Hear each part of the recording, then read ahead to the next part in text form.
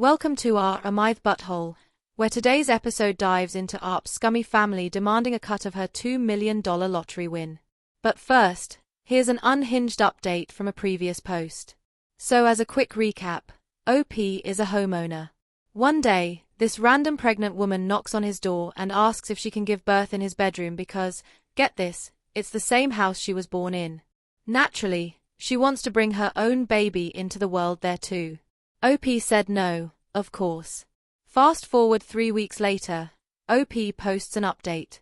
Last Friday, around 1:30 a.m., OP hears aggressive knocking and pounding at the door. Half asleep and confused about who would be visiting in the middle of the night, OP opens the door and sees a familiar face. It's the same pregnant woman. And she didn't come alone. She brought her partner, maybe boyfriend or husband, and 2 other women who looked like midwives. From the chaos that follows, it becomes clear she went into labor earlier that day and was banking on OP having a last-minute change of heart. Spoiler alert, OP did not. When he told them to leave, the pregnant woman had what seemed like either a full-on breakdown or a contraction right in the driveway.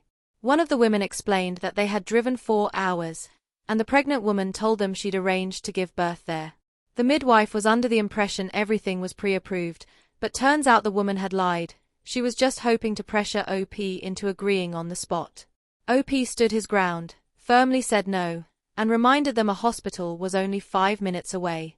The woman screamed, cried, and accused OP of ruining her dream birthing experience, but eventually, with her partner and midwives coaxing her back, they drove off. OP wasn't done, though. He called the non-emergency police line and submitted the footage from his Ring camera, including both incidents. His now upgraded security added deadbolts to all his exterior doors and asked his neighbors to keep an eye on the place while he's at work.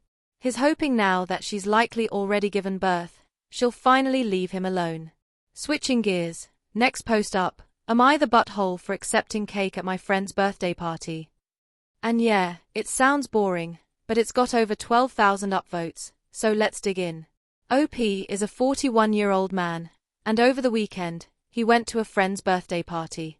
There were 9 people there, including the birthday boy. One of the guests, Amy, 30 years old, baked a cake for the birthday boy.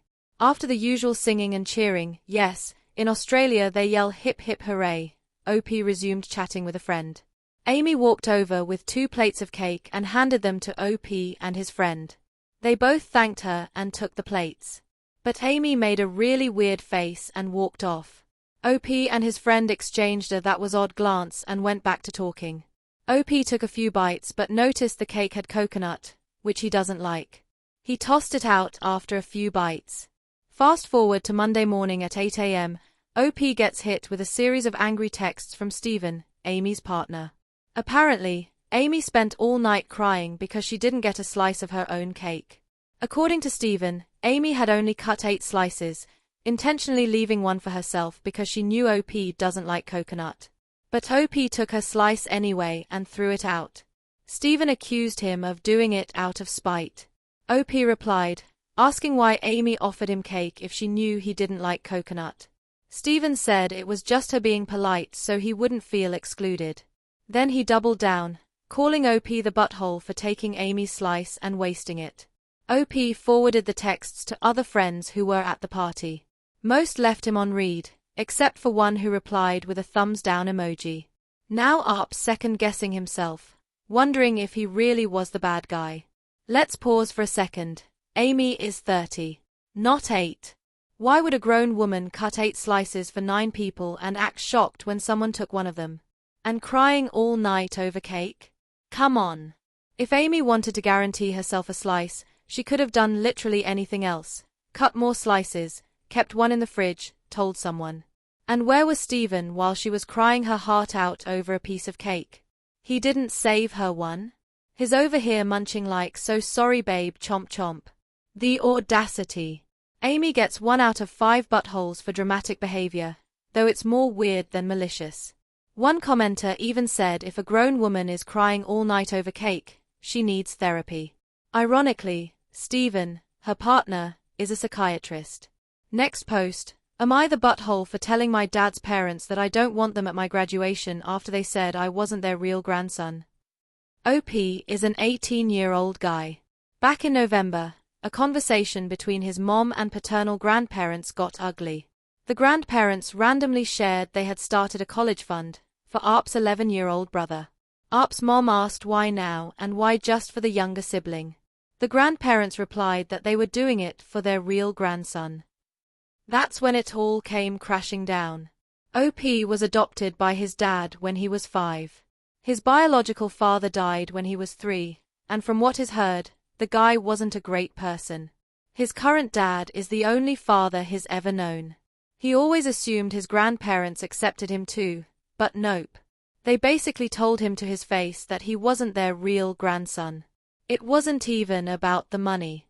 It was the exclusion and the slap-in-the-face realization that he wasn't truly family in their eyes. They only apologized because ARP's dad forced them to. And that apology didn't really stick. Since then, OP has kept his distance. Now that senior pictures are coming up and graduation is around the corner, the grandparents suddenly express excitement about attending. OP straight up tells them they are not invited. When they asked why, he reminded them that they'd said he wasn't their real grandson. So why would they want to attend an event for someone they claim isn't family? His dad and grandparents were shocked. His dad thinks OP should let it go and apologize to keep the peace. ARP's mom agrees with him but says he should consider how hard it is for his dad to be stuck in the middle. But OP isn't trying to hurt his dad, he just doesn't want to celebrate a milestone with people who have made it painfully clear that they don't see him as family. The truth is, hearing your grandparents tell you to your face that you're not their real grandchild is soul-crushing. Saying it aloud, in front of your younger brother, and backing it up with actions like exclusion from financial support, that's next-level cruelty. OP gets 0 out of 5 buttholes. His grandparents get a solid 3.5 out of 5. Honestly, even that feels generous. Finally, am I the butthole for refusing to share my lottery winnings with my family after they excluded me from a family trip? OP is a 28-year-old woman from a family of 5 parents, a 30-year-old brother, 25-year-old sister, and herself. Growing up, OP always felt like the black sheep. Her siblings were clearly the favorites. She wasn't ignored completely, but definitely got the scraps. A few months ago, her family planned a big overseas trip, and OP only found out about it from Instagram. Not a call. Not a text. Just her sister's photos. When she asked about it, her mom brushed it off with a "we didn't think you'd want to come" and mentioned a tight budget. OP was hurt but moved on. Fast forward to a month ago, OP wins the lottery. Over $2 million. She made smart moves, paid debts, invested, set aside some fun money. She didn't tell the family right away, worried they'd treat her differently. And sure enough, after she bought a new car, the truth came out. Now they are mad. Her mom said it's selfish not to share when they're all struggling, which is news to OP considering that big trip. Her sister wanted her loans paid off. Her brother asked for a house. OP calmly reminded them that she's not obligated to give them anything, especially after the years of exclusion and favoritism. Her dad tried to argue that this is family money now, to which, seriously, what? Now they're calling her ungrateful and accusing her of destroying family unity. Let's be real, even if they had included her on that trip, she still wouldn't owe them a single dime. It's her money. Her win. And considering how they've treated her whole life, they're lucky she even answered their calls. OP gets 0 out of 5 buttholes. Her family gets 1.5, because entitlement mixed with manipulation? That's a nasty combo.